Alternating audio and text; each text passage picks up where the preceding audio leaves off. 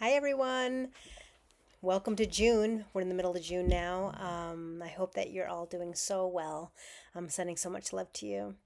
Um, we have a huge kind of painting that came through this month. It's behind me here, but I did send it to you as well. And you should be getting your cards in the mail any day now. Yeah, they actually came earlier this time, so that's great. And welcome all the new ones that we have, all the new subscribers. Appreciate you. We're in this together, and I love that I get to connect with you a couple times each month. It's kind of nice. So here we have June's painting, and this is called Passage. And when I'm painting this, first of all, I painted the volcano before it even erupted, so that was really cool that you guys don't know that. Um, there's no way to prove that, but I'm just letting you know that I did paint it beforehand, which is really cool because it's symbolic. And to me, it symbolizes, because when I was painting it, it was just the symbolism of how we find light within the dark, and the symbolism of that, and then the reality on this plane, on the physical plane, because everything's kind of in different dimensions or different planes. It actually happened, and it happened in Hawaii, and I feel like that was important. Hawaii is a place of higher consciousness, and it is said to be one of those places where like the star people came to us to kind of seed us with higher consciousness. And so there's just more light there, a little bit more consciousness. And so for those of you that have been to Hawaii, can appreciate that and understand what I'm saying. And to me, it's just about that kind of awakening and how everything is truly online, meaning everything is in perfect, it's always in the perfect place in the perfect time, right? But just as a reiteration of that. And we'll get more into what a volcano represents and how it's helping and all this stuff. And I'll bring up Hawaii again. But this painting is called Passage, and it's important because it builds upon all of the other paintings, and it's it's partly it's like these paintings are like an energetic platform or energetic code in a way that they build upon others. So in some ways, this energetic placement or the energetic messaging behind all of this is set, and it's not like this is the only thing you're going to be doing this month, because what we talked about last month you're still doing, right? In different ways. And honestly, when you look at this painting, or if you're called to this video again to listen to it again in the future, listening to your intuition, there's going to be messages in here for the future, right? And for it's not just for this time, is what I mean. It's not just for the month of June. It's not a linear process. It's not logical like black and white. It's just now. It's an energetic framework. And in some ways, this energetic framework is being introduced or birthed this month. Just like each month with these paintings, these are energetic ideas that we're becoming aware of in our consciousness, that are being laid down within not only our thought process but within our energetic bodies, because even our brains are energetic frequencies, and then they slowly get integrated into our physical body, into our physical form, and this physical form moves at a much slower wavelength. And so because of this, it just takes time to integrate all of these processes that we're talking about. And it is a full body, mind, spirit, and there's so many other, we don't even have words for parts of our beings yet. um, it's embodying all of these things. So whenever you're listening to this, or whenever you feel called to listen to this again, or even called to this painting, if you're pulling your quantum power deck cards, listen to the video again, and there's going to be messages in here for you. That's kind of how to use it. You have the videos now to accompany the messaging on the back of the card. So enjoy. And know, as I'm painting it, I never know how it's going to turn out. And I'm just, as a personal side note, I still doubt, right? I still doubt, like, hey, you want me to do what? Like, when I started drawing this out, it was like, I'm going to draw these pillars. And I was like, that's kind of weird or lame or whatever.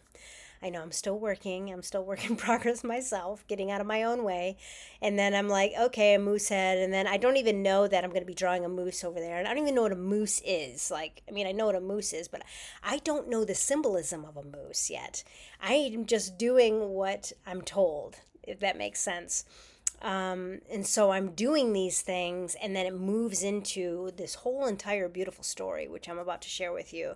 And the symbolism of the moose is perfect for what this all embodies. So that was also a beautiful confirmation for myself. And the volcano, of course, and other things. So I really hope you enjoy this. So this painting is called Passage, and it is about the embodiment of moving through or birthing new ideas. And so much, whenever we, I mean, and so no, even when I'm sharing these messages that are talking to me, right? So know that when we're in this process of becoming, that we are progressing in a way to where there's more light on one dimension. So in a way, we actually have a lot more light here on the planet, even within our beings. But we don't, we're always experiencing opposites. So as we have more of this light on the planet and more of this light within us, what ends up happening is we become aware of all these other parts. It's like illuminating things in a room before that was dark. Now, we were comforted in the dark because we weren't aware of the things that was maybe in the room with us. And now, as the light turns on, we're become aware of these things in the room, and we have to process that. Like, how do you feel about these things in the room? Do you want these things in the room? Do these things in the room scare you? Do you like the things in the room? Right? All of these things could be true, and that's about this process of passage. But also know that before anything kind of gets better, it seems to get worse, and that's where this reality is all an illusion in some ways, and things are not what they seem. It's almost the opposite of what we see. Just like even science, right? Color is not what we see. Everything that we think is black is actually everything but black, or everything that we think is yellow is actually everything but yellow. It's the same kind of paradox of the spiritual world that I'm trying to, through words, and the words are limited, explain to you the experience. So that's partly what's happening. So it seems to get worse, though it's not getting worse. Even like illnesses, they'll kind of peak, they'll get worse right before they get better. And we talked about this before. And it's the same kind of rhythm that that happens with everything truly. It's the process of growth. It's the process of birth. It's like the cyclical nature of things, or spiral nature of things, for those of you that know the power of this spiral. And so in this way of passage, it's embodying this moment. This painting is embodying the moment when we're kind of in the birth canal, like when we are not understanding as we're moving through the birth canal. And in this way, this painting is almost like a guide of what to do in the birth canal, what can help you in this process of the birth canal.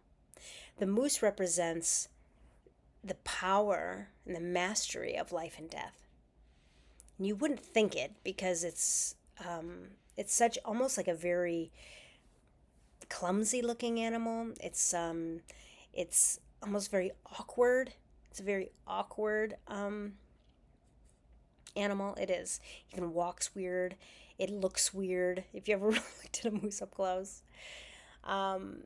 But in this way, when you look through history and the storytelling and the native cultures, and even Chinese culture and other cultures, even in the northern European cultures, the moose is reported over and over again to be this mastery of life and death. Partly because of its antlers are antenna, and it knows how to communicate to other realms. So part of the messaging here is to trust in this communication, trust in your own communication with the divine, with these higher frequencies. and this helps navigate, right? But they also do shed their antlers. So in this way, it's a practice of, to me, it is not being rigid, right? We don't want anything truly to be dogmatic. As soon as it becomes dogmatic, like this is how it's going to be forever, right? I would question it, right? Now, I truly go back again to love and to aligning my heart and my thoughts. Every day I get better at every day to love. Now, that's something I still question though. Like, does that still feel right? Yeah, that still feels right to me, right? It's an experience. I mean, it's partly a consciousness of just being here so many times. I'm aware of that's the pathway to that's the pathway that I enjoy the most, and to just to bring more light and love to the planet and more harmony, and to create the most enjoyment, out of these human experiences for myself. Um, I enjoy experiencing the great I am in that way. It's not the only way though, right? All of it is the great I am. But just discerning, right? Not being dogmatic, and that's what I enjoy about the antlers, right? Because they lose them and then they grow back, and the moose also is an awkward walker, and in that way, I kind of like it's kind of weird. It's not. It walks to its own drumbeat in a way, and so it's kind of a reminder to follow your own unique path, meaning not even following what I'm saying truly, right? Try it on, feel it out for yourself. What do finding your own path, and not letting, hey, someone said this, so I'm going to do this. Now, sometimes in that process, so we do have to figure out what we like and what we don't like, especially if we don't know how to find that within. So there's nothing wrong with trying things, right? Which means, hey, they said vanilla and chocolate together was a great flavor. I don't know. Let me try that, and you could discern whether or not that you like that. Um, and just kind of staying open and fluid and receptive, right? That creates this harmonious frequency of abundance. It's just being at peace, being in harmony, and being receptive. And in this way, so the mood helps you figure out what that authentic voice is by just kind of clumsily kind of walking your way through life. And that's kind of how this works, right? That's kind of how life is. It is a clumsy act, right? So moving beyond these preconceived notions of perfection. So, like you're supposed to be always stoic and beautiful and amazing, and I mean that's fun too, but don't forget to be messy and being clumsy and awkward and weird, and all of these other things, because that's truly what makes you beautiful. So the moose itself too represents navigating through life and death. And though I've read many stories, because after I create these paintings, I read the symbolism, I kind of listen to the messaging that they share. And then I also like to look up history, because I'm art history master's degree, right? So I really love reading about that stuff. And I found, yes, the symbolism of that they're masteries of life and death. So um, they know how to navigate the realm of death, right? And we talked about death actually quite a few times in these last few months. And it's important because there is, death is also a word of the absence of light, right? Or the absence of life, light and life. And so we associate death with darkness, and darkness being the opposite of light. And in that way, it's this transformative power, because nothing ever stays one way. Everything's always moving, always. We've proven this in science, right? Everything's always shifting and changing. Energy can't be created or destroyed. It just changes forms, right? It's one of the fundamental laws of reality. And so in this way, the moose is said to know how to move and navigate in these afterlife spaces. It never says how, but I was looking for that, but I can tell that it is sacred divine femininity. And that's what they were channeling. Like, this is the sacred divine feminine. So divine femininity, the sacred femininity, is so misunderstood and in some ways very much feared. And it wasn't always feared. Like, we can go back a few thousand years and it was actually revered. And in some cultures, it still is revered because, in some ways, it is the femininity within us that knows how to find light within the dark. That's powerful because, in finding light in the dark, you have to get comfortable in the dark. You have to learn how to embrace that darkness. And it's not like satanic, or it's not dark arts. That's not what I'm talking about. I'm talking about how to learn how to love the dark. Whenever we fear something, we give it and we hand over our power. And meaning it can control us. Whenever something we hand over our power, like we're afraid of something, it can control us. So though our fear, there's some basic fears within our being that is built into our DNA and that has culturally been passed down generation to generation. This is where some of this painting represents generational and ancestral wounding and healing, because it's talking about how to navigate through even fear through time. And it's about, I'm just saying that there are fears built into our pineal, which is, we're afraid of getting hurt, right? We're afraid of dying. And so there's these fears that are built in us that stop us from doing stupid things that can shorten our life, right? But moving beyond that, there's still ancestral fears that are within us. For some of us, we're still carrying them. And for me, specifically, like for my family, like we have a hard time speaking up. And so in this way, and I see it in my family system, it's hard for them to be authentic and speak the truth and really share how they feel in that vulnerability. That vulnerability is really hard. So throughout my family line, thyroidism is a huge problem. Thyroid cancer, throat cancer, jaw problems, lots of different things. And so I'm helping move through that generation, but I'm having to face those fears of being persecuted and all of these things that all ancestral, in our ancestral line, that we've been dealing with for decades or centuries and millennium. And it's moving through this fear, right? In this darkness. And I bring up the ancestry, your ancestry, to start thinking about that. What are you carrying? And in science we say it's genetic, but truly genetic just means that we have the potential to have those things form in the material world. And they're lessons, emotional and spiritual lessons, that we're helping carry through our family line. And so to move through them, right, to move on to the other side, is to embrace them, is to be able to go into those dark spaces. Going into those dark spaces, diving deep into that darkness, into that fear of the unknown. Even experiencing the other side of the healthy side of a healthy throat chakra, let's say,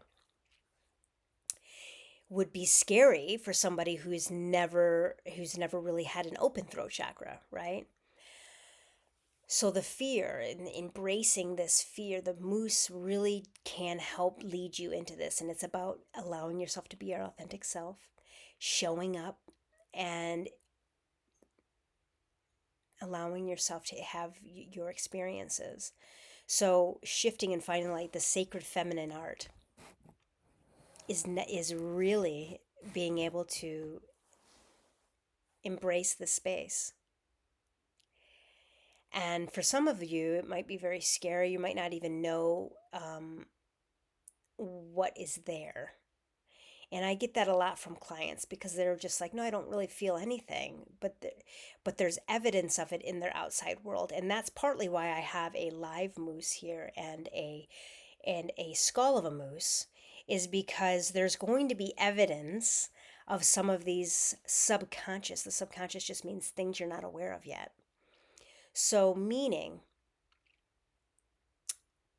how to find these emotional spaces, how to find this darkness within you, means you have to kind of learn how to traverse the subconscious. And that's partly why the moose in this painting is in the water. And traverse the subconscious space means looking at your outside life and looking at the symbolism. Looking if everything is an illusion and everything in reality is a mirror. Everything is a mirror. Because think about it, there's so many things that you don't experience every day. You don't experience. So why are you experiencing things that you're doing? Why are you thinking about the things that you're thinking about every day? There's so many different experiences to be had. And so in that way, it's like the world and the earth is always helping you learn to awaken more and to learn how to love yourself more. So the mirror, meaning like, how are your relationships? Right? And you can't just say, hey, it's just my husband. No, this is a mirror to other aspects of your inner world, because you're not a victim to things. You're a master creator. You've created everything, including, let's say, your husband or your wife or whomever. And so in this way, really taking responsibility for that mirror. So meaning, and these represent maybe some subconscious things that you're not aware of yet.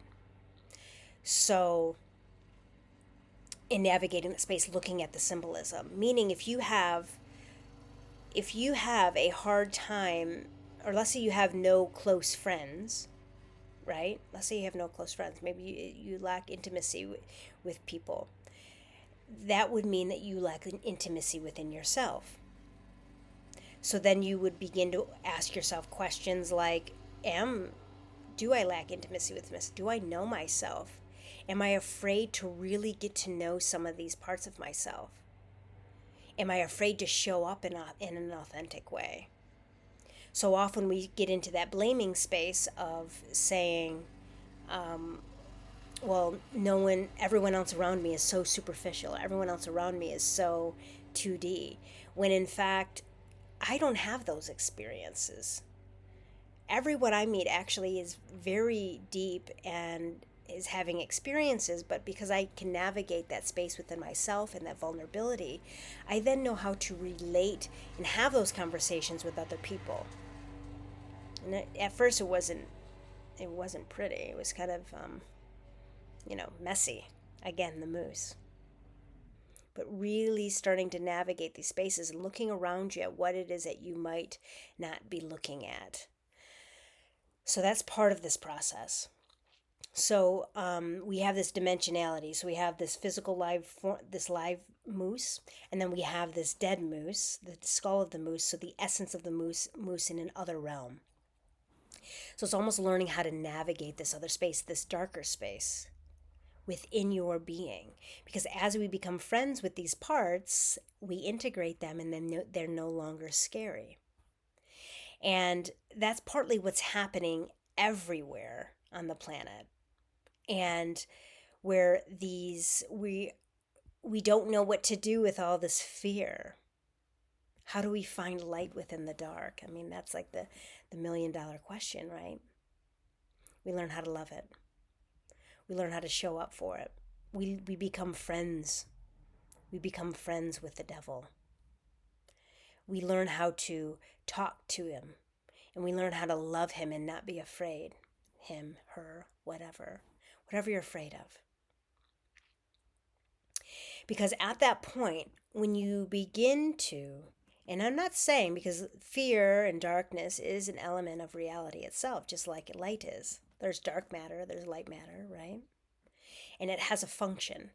You get to a place of mastery of your own darkness within you, that when darkness arises or fear is exposed, you begin to interact and allow for it in a different way. You begin to it doesn't have power over you anymore, because all of the parts that darkness shows up, right? Darkness shows up, and what ends up happening, it starts infiltrating your being, and it'll attach to anywhere within you you have an insecurity. So as you master this darkness, and so you start looking at that insecurity, Or you start looking at that fear within you. Like, I'm afraid that I'm not lovable, or I'm afraid that all my needs are not going to be met. Or I'm afraid that when I begin speaking that people are going to laugh at me. Whatever it is really being authentic and messy, like the moose, right? And as you start looking at this darkness within you and you start saying, hey, okay, but I am lovable. I love me. I actually like how I am. And you start cultivating that, right? Every time that fear of not being lovable shows up, whatever your fear is, right? This is one that I had to move through.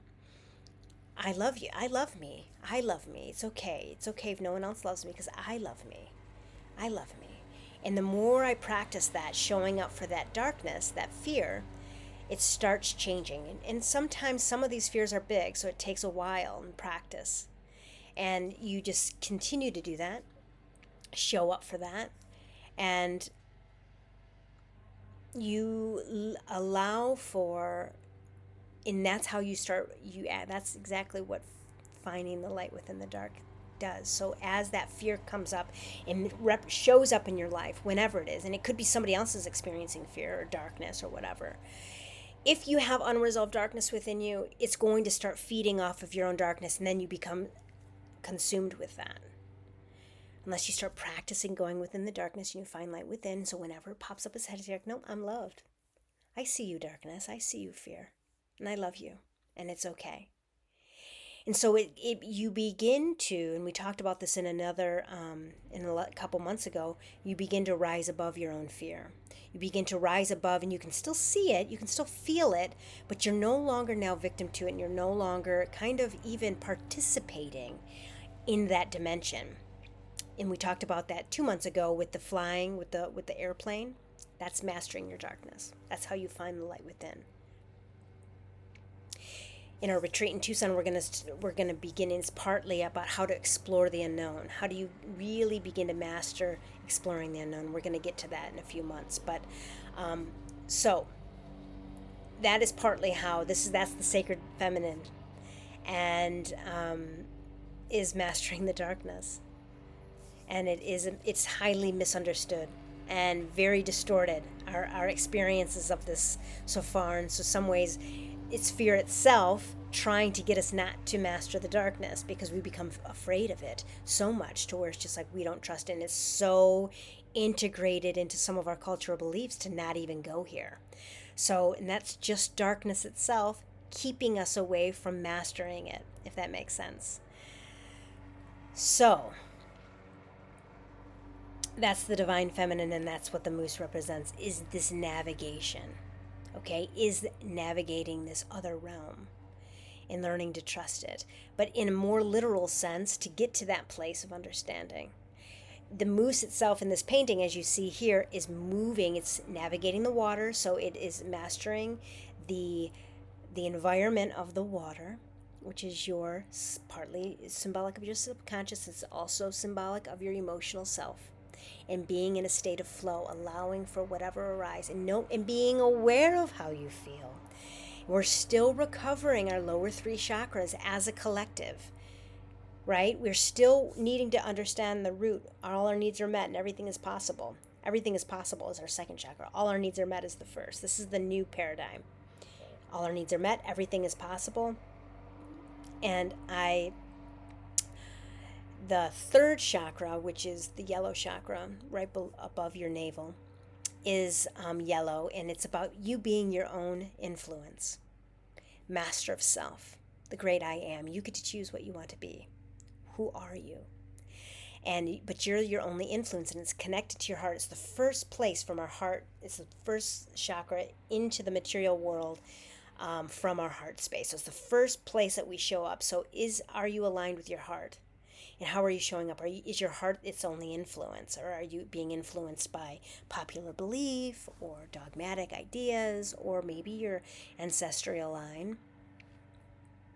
So as the moose is mastering this emotional self, it's following this path of healing. So this path, you can see, starts turning into purple, which is symbolic of the healing path. And you can see the path itself is leading to the volcano, and the volcano is the light in the dark. That's how we created fire on the earth and inside the earth where there was no light, right? So the lava itself is symbolic of this light within, and how to actually do that in this physical form. And to do that, we have to go through this passage, right? We have to go through these. They came out with it as two pillars, right? Even like two hands. And these two pillars are very important to pass through. You have to pass through. And you also, as you're passing through these pillars, that's when you meet the death of the moose, right? So it's very powerful. And in some ways, they're telling me right now there's aspects of this that I don't even understand yet, which I'm open to. I don't know everything, right? And I look forward to what those are as we move forward, because as I expand, as you expand, as our consciousness awakens even more, we're going to understand more and more layers of this painting. So I'm excited about that. But anyway, so you have these two pillars. One is on the left here, we have this orange pillar, and it's of fire, and it is representative of our sacral chakra, which is our second chakra. It's our emotional chakra. It's the chakra in between our hips. And it is about mastery of the emotions, being in flow. And what I want to note here, this is the space where we hold unprocessed emotions. So in this way, it's really important, especially if you have issues with your hips or issues with your sexual organs. This is the space. And what I want to note, what I want to let you know, is this is the chakra that is actually impacted by fear the most, meaning it is so subtle. I mean, it's so sensitive.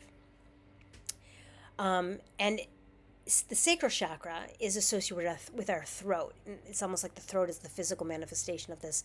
And you can understand sound and the vibrations of sound and the delicateness of that, right? The nuances and the slight change of even air, even a little bit can shift a sound. And that's how affected by fear this second chakra is.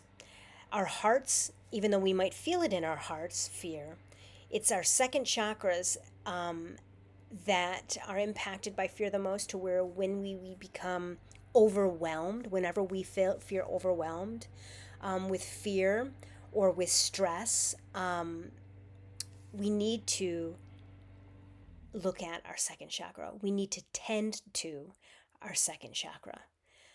Align it through meditation. There's a lot of masters out there that do that. You can YouTube, sacral chakra meditations. And this space is, what's so interesting about this space is that once you're out of balance and you're overwhelmed with fear in this space, it actually begins to attract the thing that you actually fear the most, if you're out of balance in this space. Because it begins to repel the thing that you actually need or want to create harmony or balance for yourself, because it's in a flight, fight, or freeze response. So it's really about nurturing this space. And this space is your creativity, right? Is this imagination. It is the part of you that is magical. It's the part of you that knows that everything is possible. And the only thing that stops us is the limits of ourselves. And it is being in flow with what you desire. It is being in flow with your sexuality, your sensuality, and allowing yourself this freedom of feeling. And we all, if you're a human being on this planet right now, we're all dealing with this chakra. We've all been conditioned culturally not to feel. And that's why narcissism is such a huge word, because, or in gaslighting, because we've all experienced gaslighting, meaning you're not supposed to feel that way. And so as a child or whatever, we start thinking that how we're feeling about something is incorrect, when in fact that's the one part of our being that doesn't lie. So we're gaslighted into not believing how we innately feel about things. And it could be like, I mean, to the extreme, it could be sexuality, to where, I like this naturally, and then you're told that's bad, and then there's shame. But even subtly, that it can be very, very destructive. And so coming back to ourselves in this way and getting to know what we really like. And that just means questioning. Do you really like hamburgers? How does it feel in your body? Right? Do you really like eating junk food? Do you really like working out? Do you really like whatever? Right? It's really getting to know yourself in all ways, and allowing yourself joy. Well, like, what brings you joy? And a lot of people don't know what that is, so you got to figure it out. And then you, just like we started talking about in the beginning, it's about trial and error. You got to try and practice and just take on other people's things for a while, being like, hey, maybe you'll like painting, maybe you'll like um, fishing, whatever. You try these things, allow yourself to experience this joy. That's part of this healing path, is getting to know and mastering yourself. It's all about you. That's how important you are. That's what this whole month is about, is kind of creating this foundation of these two pillars, getting to know this space. And side by side of this space, of this sensual, feeling, emotional space, and allowing it to burn, allowing it to flow, right, is the lion. But before we get into the lion, there's just a couple things that I didn't mention. It's about that mask that this being is wearing. So it's a hybrid. It's about allowing yourself to have this human experience, but it's also allowing yourself to be this creature. Even the definition of being a human, what we've been taught, is limits our thinking of who we are. So if you took away those definitions, you're like, well, what do you feel like you are? I mean, I personally think human beings are freaking weird. We're weird. We don't have skin. We have skin everywhere. And what is the skin? I think we look weird. We're walking on 2 feet in weird ways. Anyways, I mean, that's just my opinion. It's kind of we're weird creatures. And so if you take away what we think we know about even being a human, a spiritual being in a human body, it's like, what do you think that is? Right? Part of this creature here is a bird, right? It's a hybrid, so it's about being able to connect to these higher realms. It's about really trusting your intuition, and how you see it. So not going, and this is partly where, because this mask, this bird mask, is looking at the lion. So in this way, they're married to the same idea. Because the lion, this yellow pillar, represents your solar plexus, and it's about you being your own influence. What makes sense to you? So often we people please. We were bred that way, and that's part of this awakening that's happening on the planet, is that we're moving away. I mean, that's why we hear all these like really popular words, right? Like mindfulness and people pleasing and narcissism and gaslighting. These are things that are awakening in our conscious collective. And this, are you your own influence? What's influencing you? What's stopping you? And so it's really about knowing thyself and allowing yourself to be masterful and powerful. You're allowed to be powerful. And knowing, like I was saying earlier, aligning that to your heart. This is the first space where you begin to experience your own divinity, is in this yellow chakra, is in this power chakra. And how do you want to show up? Do you want to consistently align yourself with love? Then do that. What we're consistently doing is how we're teaching others, because we're teaching others all the time. We're helping other people all the time. That's who we are embodying, right? So are you if you're your only influence, it's like mastering the self. Be your only influence. Be your only positive, powerful influence. Because even anybody else that's influencing you in a great way is a piece of you. Something that you relate to or you love in somebody else is something that you love in yourself or you desire. You know it's within you. Something that you hate in somebody else is something that lives within you. Right? Yeah. Because, and it's navigating that space, that dark space. If you hate somebody or if somebody else is triggering, you don't like something in somebody else, it's something that you don't like within yourself. So it's mastering the self in this way. Because once you take responsibility for that, even somebody that,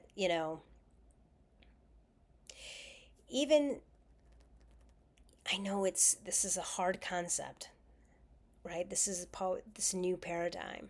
But even somebody as terrible as a murderer, if it triggers me emotionally, it's something within myself that I haven't not necessarily healed or loved. Because in healing that and in loving that, I can see them for what they really are, which is people in a lot of pain. And then so my hatred and that fear turns into compassion. And then it becomes productive. And then it becomes I can send them love because I know that feeling. I know what hurting somebody else is like. And that must mean I'm in a lot of pain. Like a lot of pain. So separate from source, forgetting entirely that they're a divine being. So I send them love. And so it's this practice. This is this other side of this pillar, right? Mastery of self. Taking full responsibility that everything is a reflection of you and how you see it. It's wise. It's a wise path. It's like wisdom. It's like being a wisdom bearer. So in this mastery of allowing yourself this joy and this freedom of expression and totally knowing thyself and allowing that, whatever that might be, and then taking responsibility like the lion of your divinity within, knowing that you are everything. So if you are triggered, good and bad, it is all you. And as you stay open to the possibility and are aligned with your heart, you start moving through this passage. This is the passage. This is the birth canal. It's being able to not get caught up in the storm, not get caught up in the darkness. Right? Getting caught up in the darkness is becoming overwhelmed because you have so much fear, darkness within yourself.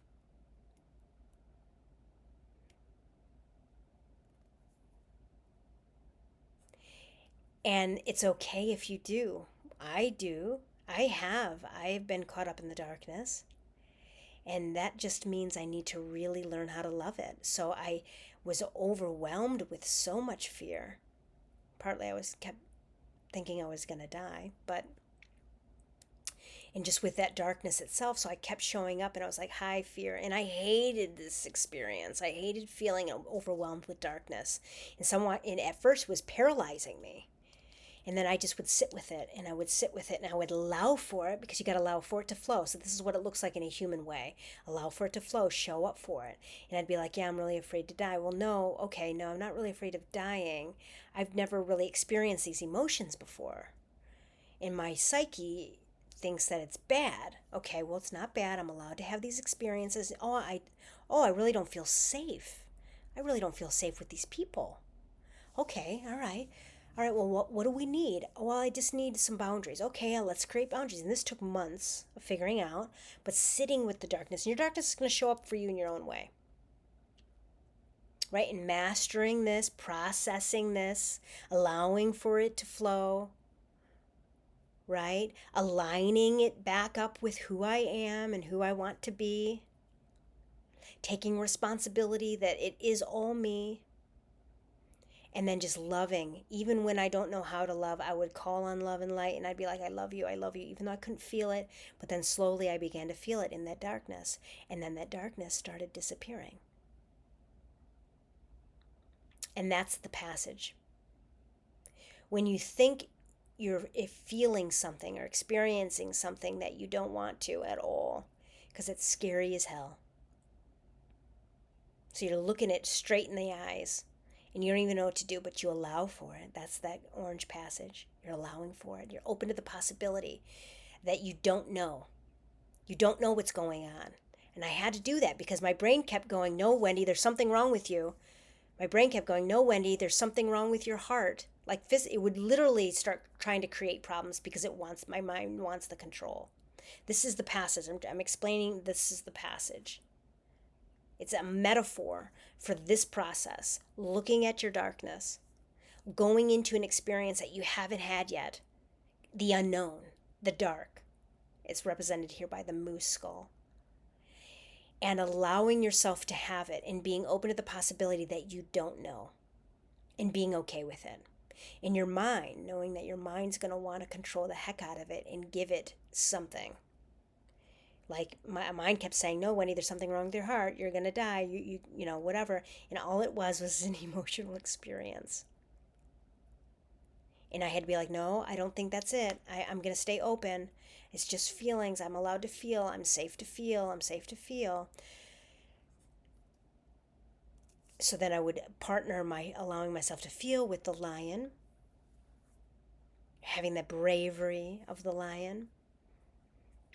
And then I'm moving and I'm facing the fear, the moose skull, and then I start moving into the transformation. And then I start moving closer to the volcano.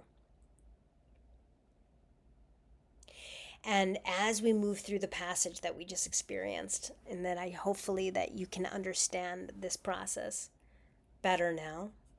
You're all going through this yourself in your own way.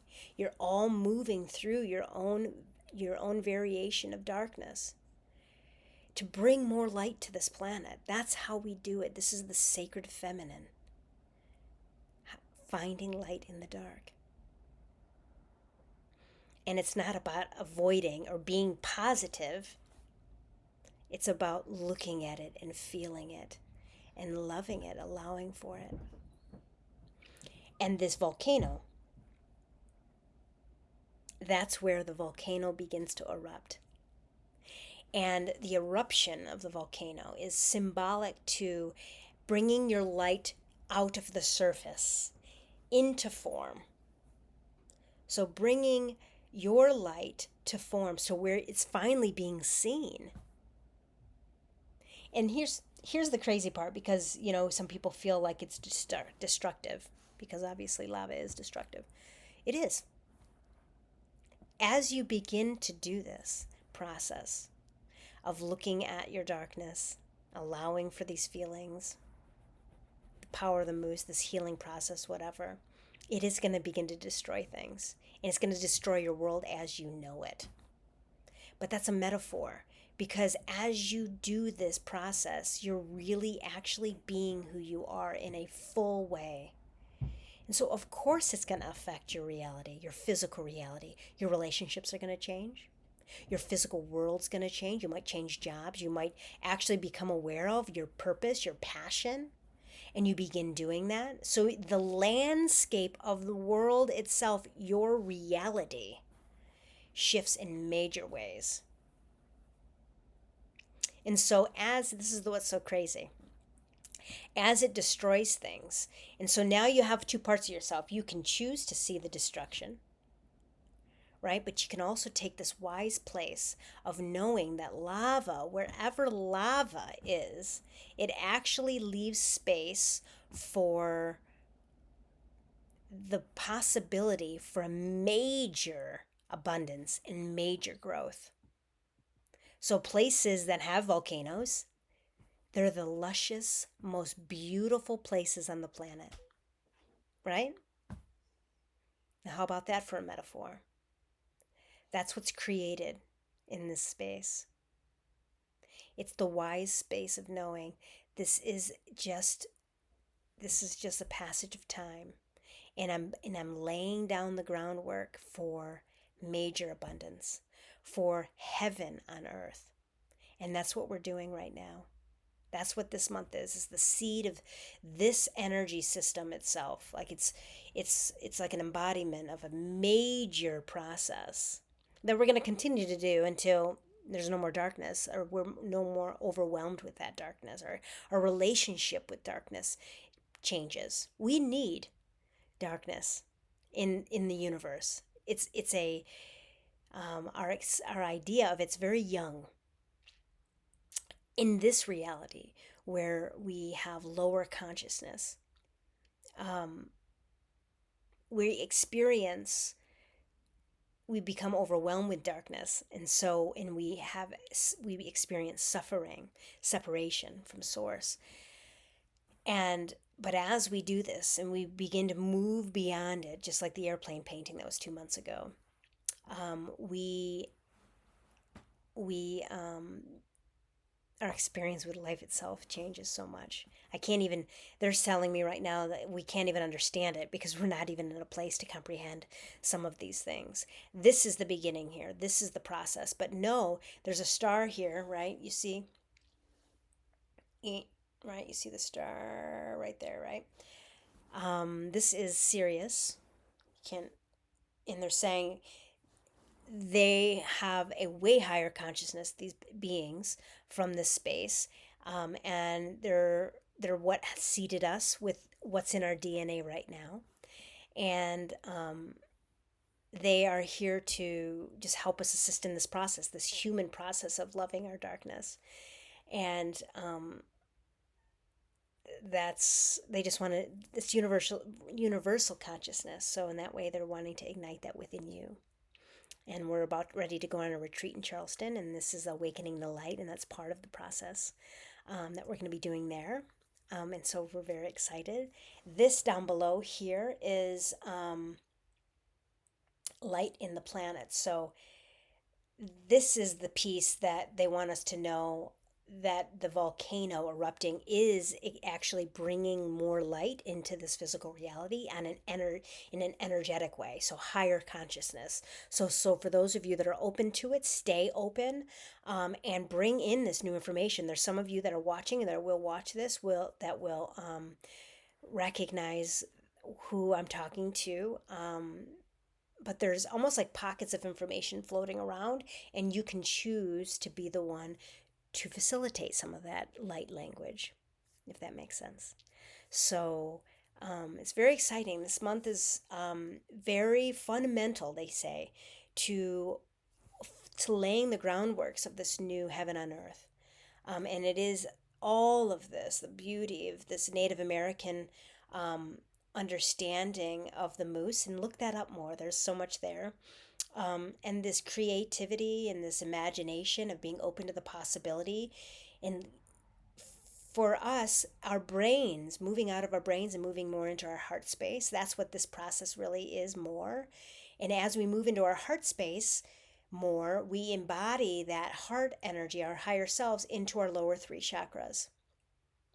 And here we see it the most with being open to the possibility and aligning that with who we truly are, and the bravery it takes to face death, face the darkness, and allow for a new reality to exist in its wake.